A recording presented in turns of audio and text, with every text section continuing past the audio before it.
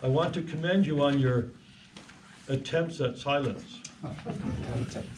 It isn't easy, is it? If you ever come to my house, I don't know where this came from. I wouldn't have bought it, but I have a sign just in the front entrance in very simple calligraphy, Sacra Silentia, holy silence. And I think there is something holy about silence. It's certainly a discipline in the sense that we have to learn it. We have to learn how to be silent. Some of you may have done, as I have, gone on a 30-day retreat with Jesuits, and they insist on it. And one time when I was walking down the corridor at this retreat house, I was whistling to myself. And I passed a...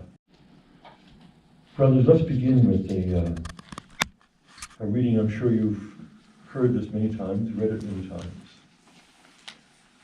The word of Yahweh was addressed to me, saying, "Before I formed you in the womb, I knew you. Before you came to birth, I consecrated you. I have appointed you as prophet to the nations." I said, "Ah, Lord God, look, I do not know how to speak. I am a child." But the Lord replied, "Do not say, I am a child. Go now to those to whom I send you, and say whatever I command you.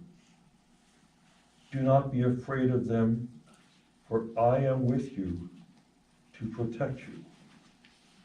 It is the Lord who speaks. Then the Lord put out his hand and touched my mouth and said to me, "There, I am putting my words into your mouth. Look, today I am setting you over nations and over kingdoms, to tear up and to knock down, to destroy and to overthrow, to build and to plant." That's in Jeremiah chapter 1, the call of Jeremiah. Last evening I spoke about the missionary nature of the church. And if you don't hear anything else I say this week, I hope you reflect on that. I think that the missionary identity of the church is very, very important as we try to do ministry today. I think all of us have to see ourselves in some fashion or other as missionaries. This morning I want to reflect on vocation. Back in October, one day I was talking, I'm part of I'm involved in a group in Alberta called CEFA. It's the Comité pour l'éducation dans la foi chez les francophones de l'Alberta. So if you understood any of that, you know it has to do with French Catholics in Alberta. And so I was talking to the executive director of CEFA, and she's a woman of deep faith. And she was saying to me, "Monseigneur," she said, it bothers me. She said, "I'll be with a bunch of teachers, and we'll go to a mass for a school." And she said, at the end of the mass, she said, in talking to the teachers, I have a sense that they didn't get it. It's like this didn't speak to them at all. She said, "I don't know what's missing, but obviously something is missing, in these teachers." I don't think this is just about teachers. It's about a lot of people. I think there are a lot of people who you've not experienced. No, I'm not going to say that. They've not reflected on their experience of God.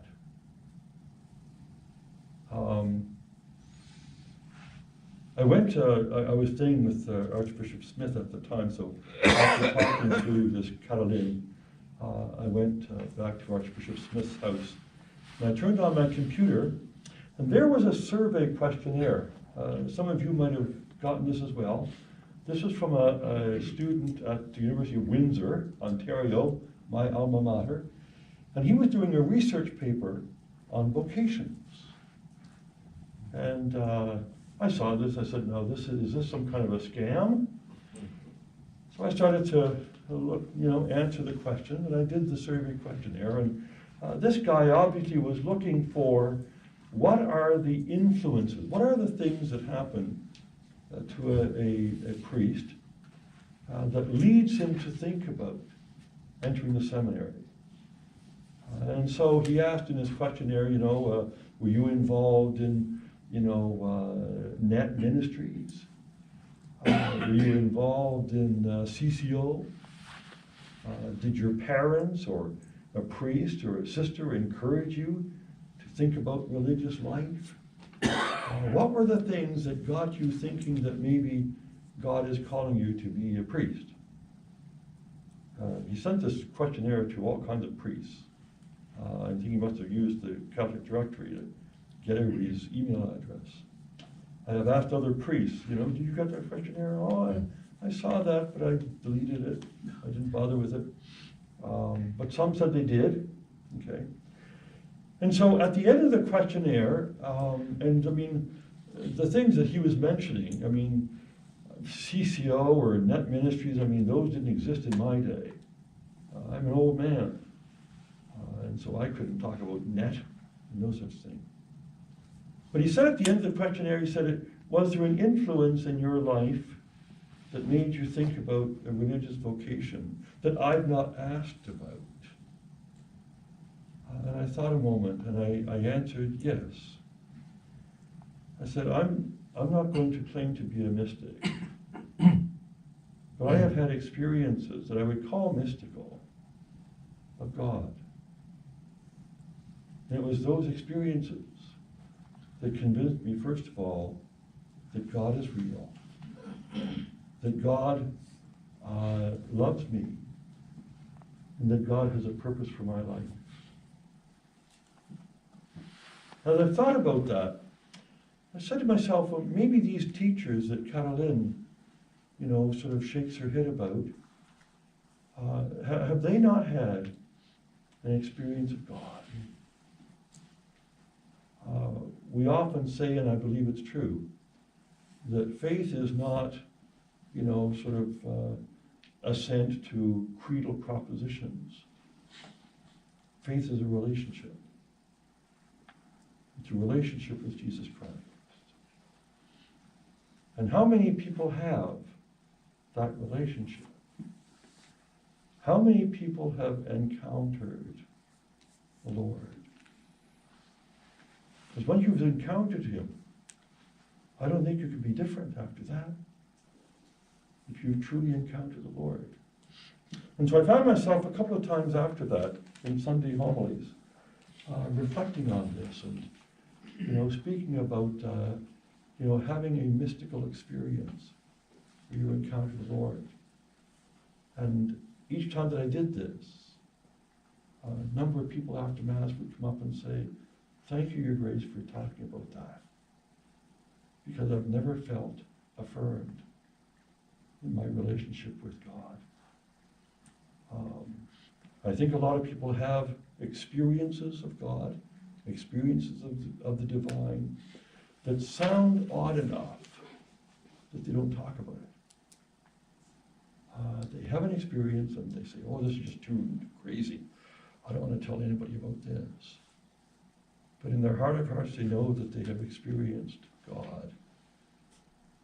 And it's from that experience that they have a sense of what their life is about, what they're meant to do. When I was a younger priest, there were a number of years where I was vocation director for my community. And so I was put in touch with all kinds of young men who were wondering about a redemptorist vocation, or a priestly vocation. And I found it fascinating to hear the stories of guys' life, of their encounters with God. I remember when I was a young priest, my first assignment was to a parish in St. John's, Newfoundland. And my pastor, I was just a young priest, so an associate, and the pastor was an alcoholic priest, struggling a lot with alcohol, but a kind man. And he told me one time that when he entered the seminary, he wasn't sure that he really had a vocation. But he went to the seminary, and some retreat director came and gave them a retreat and said to the guys, you know, some people get their vocation in the seminary. And he found that very encouraging, the thought that maybe he didn't have a vocation when he went to the seminary, but while he was in the seminary, that God called him. And he got great consolation from this. In my work as vocation director, and I think the notion that a lot of people have about God's call is that somehow, you know, God has this idea in mind for me, and what I have to do in life is I have to try to ask God, what is that? What is that, God? As if the task is simply to find out what God is saying to me. And I came to think of it more as a dialogue. It's a dialogue with God. And yes, God knows me, God loves me, but it isn't just a matter of asking God as if He's going to tell me what I'm supposed to do. It's a dialogue. And in my relationship with the Lord, we have a conversation about my life. And God will tell me some things. I'm going to share a few things with God. And in that conversation, I'm going to find out where the Lord is calling me. In that conversation, I can say to God, you know, I really don't think so, Lord. And is He going to, you know, cast me off? He's going to ignore me? Is He going to say, well, to hell with you then? I don't think so. I think that God respects us and our free will so much that even if this is a desire that the Lord has for me, He's going to respect my answer. If I say no, like a loving parent, He's going to say, okay, I accept your answer.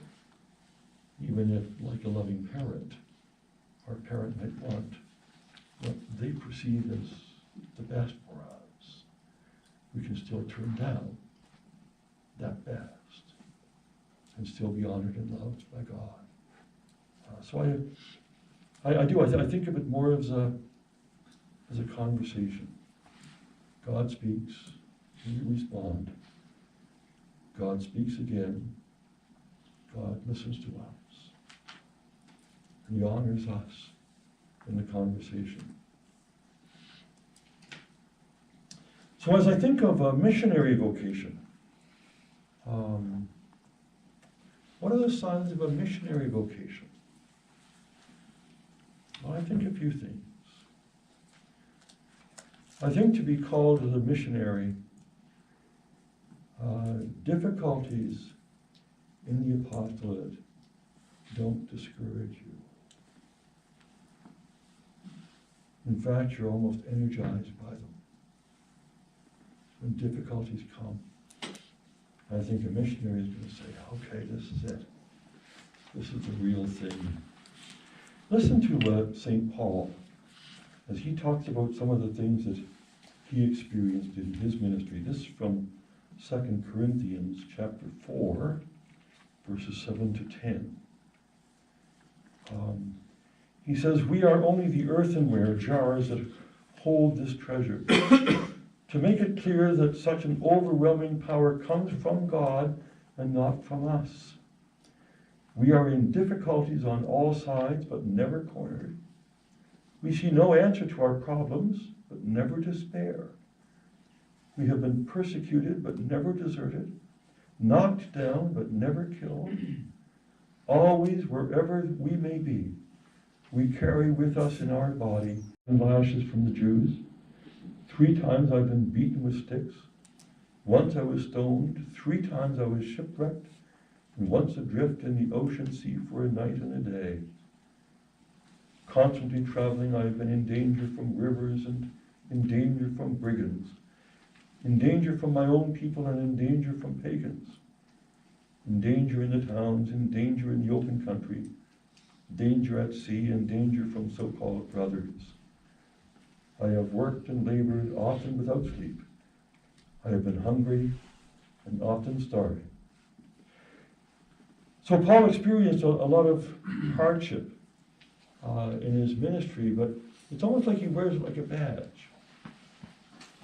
Even though he's encountered all of this, as he looks back, through his life, he says, I've experienced all this.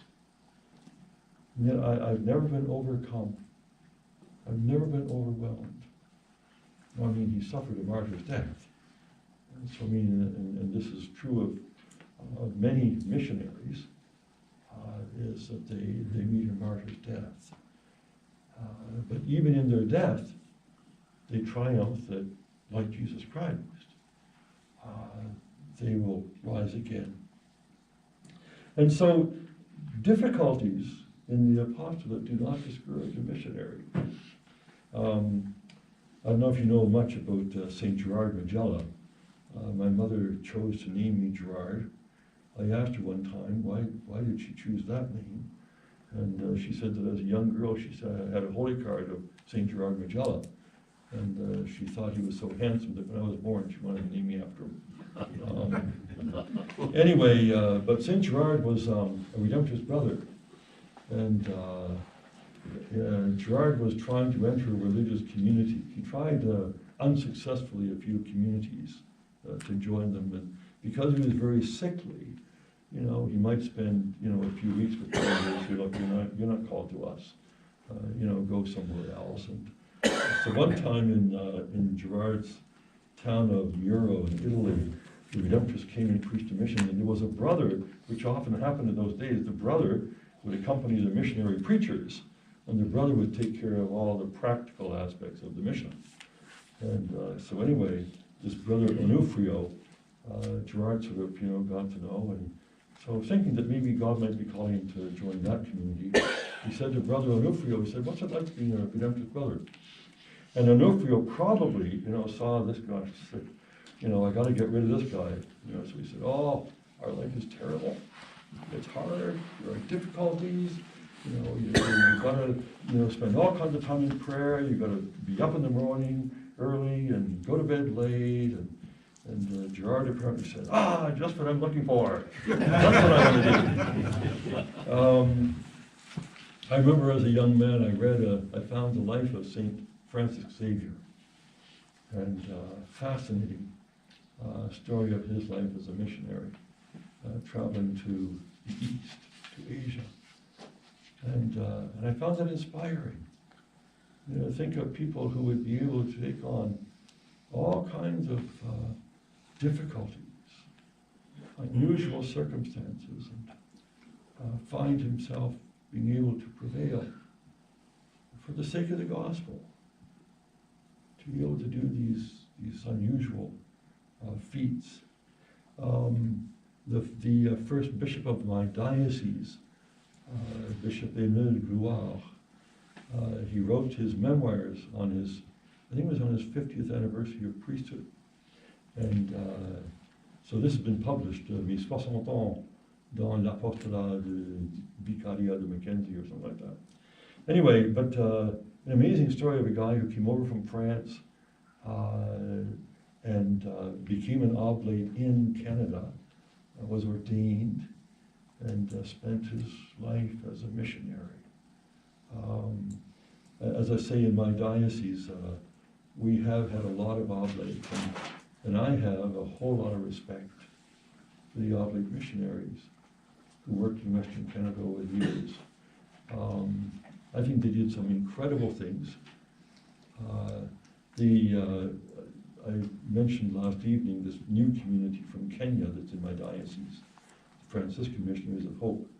And so the first one of those priests that contacted me and wanted to establish their order in my diocese, and really where I wanted to send them, is to our indigenous communities. And so I said to this priest, I said, now, Father, you want to come and work in my diocese? I said, so I'm going to ask you a question. Do you think you are as good missionaries as the Oblates of Mary Immaculate? Do you think you're as good as that? Because if you are, you're very welcome. But I said, if you want to come and build a little Kenya in northern Alberta, forget it. I need you to come and I need you to learn their language like the Oblates did. I need you to be able to make all kinds of sacrifices like the Oblates did. And I regret that I don't have Oblates anymore. So I'm looking for people who are as mission-minded as the Oblates are. Do you think you're up to that? Yes, I think we are. I said, good, you're very welcome. You're very welcome. Because the church needs missionaries.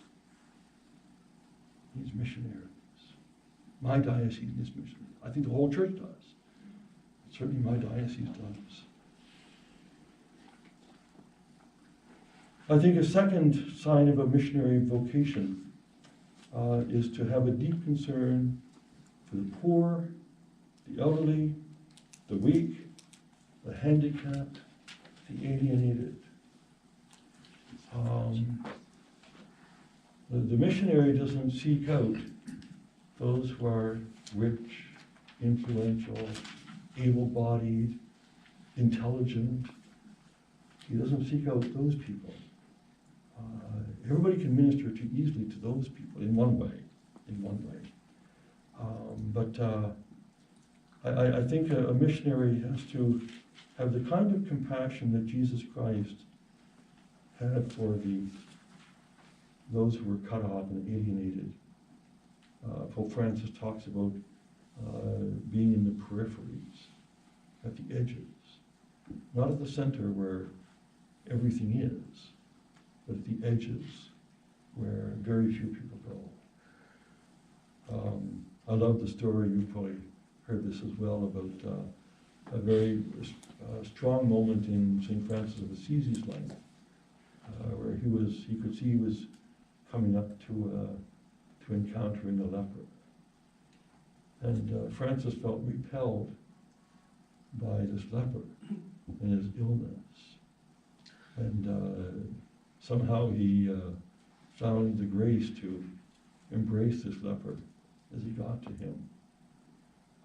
And after they had passed, he looked back and the leper was not there anymore.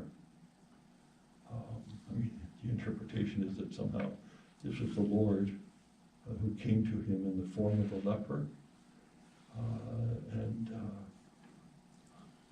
And so this became a turning point in St. Francis of Assisi's life. I also think of the story of the patron of my diocese is St. Martin of Tours.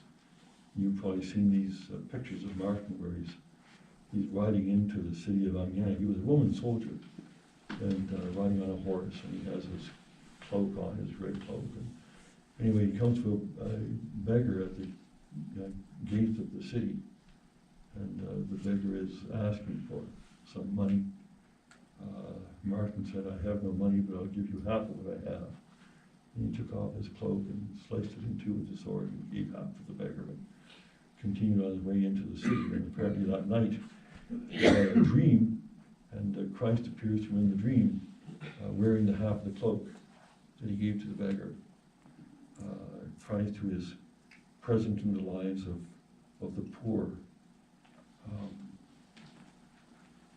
Not everybody can do this. One of my confreres, my prefect in the seminary, was a wonderful man. One of the best priests I would say I've ever known. And one thing that he found very difficult was to be around the sick. In fact, he was provincial for a number of years. And a lot of confreres felt very offended that when they were sick in the hospital, he never came to see them. He felt repelled by sickness. And he was always afraid that if he went into the hospital, he'd get sick. Very fine priest, beautiful man. But he found it very difficult to do that. He couldn't do what St. Francis of Assisi did. I think another sign of a missionary vocation is to be creative in the apostolate. To be creative. There is no set plan, there's no schema, there's no, we don't have any real easy way of doing ministry to those who are on the edges. Very often, the best thing we know what to do, and I see this a lot in Indigenous ministry. I suspect a number of you are minister on Indian reservations.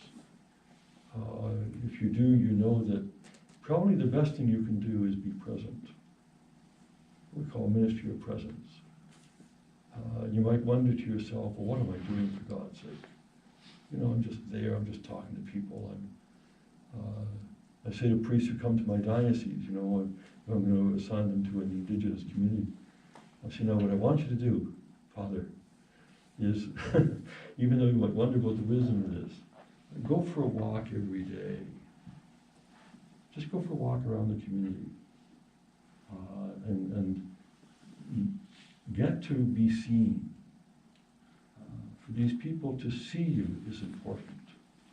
They want to know that you're in the community. And some chiefs will even say to us, they'll almost fight to have a priest live on their reserve, because they find that the social problems are less severe if there's a priest there. I've had chiefs say this to us. If the priest is there, somehow there's a different spirit in the community. If the priest is not there, things can get worse. And so there's no magic formula to ministry with the poor and the abandoned. There's no magic formula for that.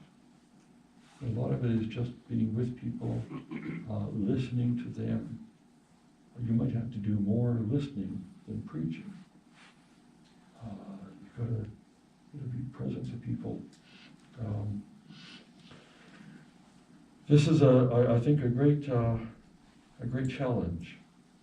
How do we do mission in today's world? There's a magazine that used to come out of Rome from the propaganda fide called Omnia Terra. And they used to have all these interesting articles about the Areopagus, you know, and the Areopaguses of the world, and, you know, how do we bring the message to places where it is received with, you know, some mixed enthusiasm. How do we do that? There seem to be so many people in today's society who are on the edge.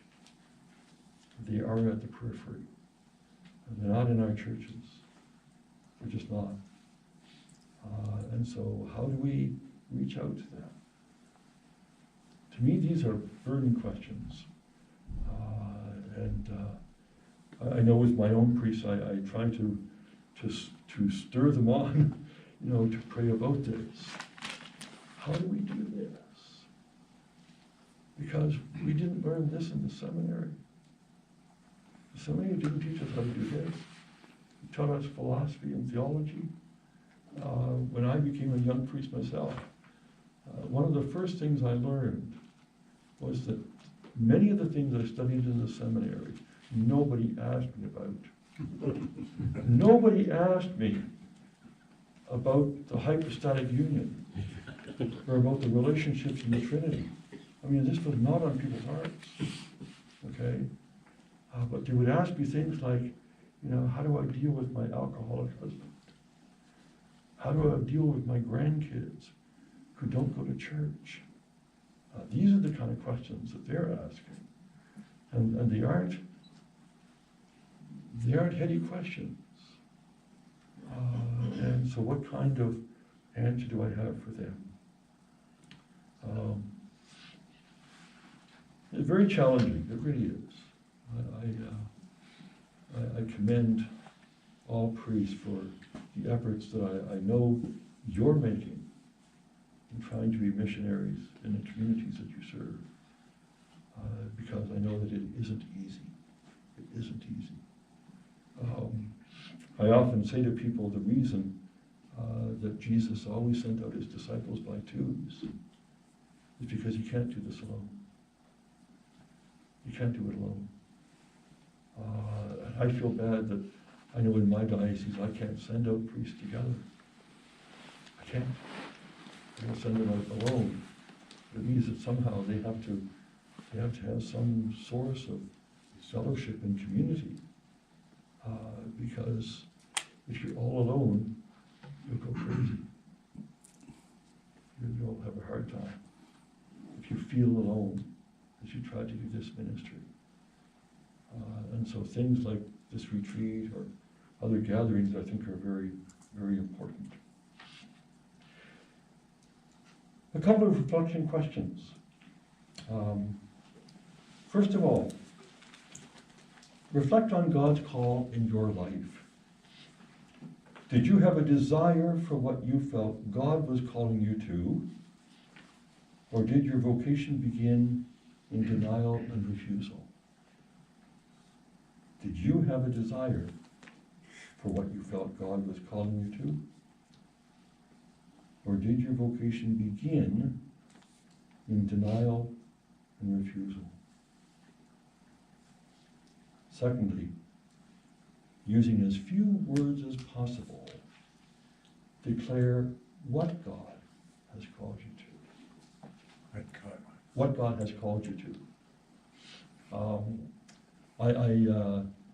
When I was made a bishop, the nuncio told me, he said, now Father, he said, you gotta find a motto. A motto? Yeah, you gotta put a motto on your coat of arms. And I thought, a motto? I've never thought of myself having a motto. And so for the first time in my life, I thought, now what would I put on my coat of arms as a motto? I had to pray about this, okay? Now what I ended up finding was a passage from Paul's first letter to the Thessalonians, where he says, what God wants is for you all to be holy. That appealed to me. So that became my motto, okay? But if you had to have a motto, let's say you were made a bishop tomorrow, and the nuncio said to you, Father, what is your motto going to be? What would that be? And it has to use as few words as possible. It's got to fit on that coat of arms. What would your motto be? Think about that. Okay? Prayer afterwards, please.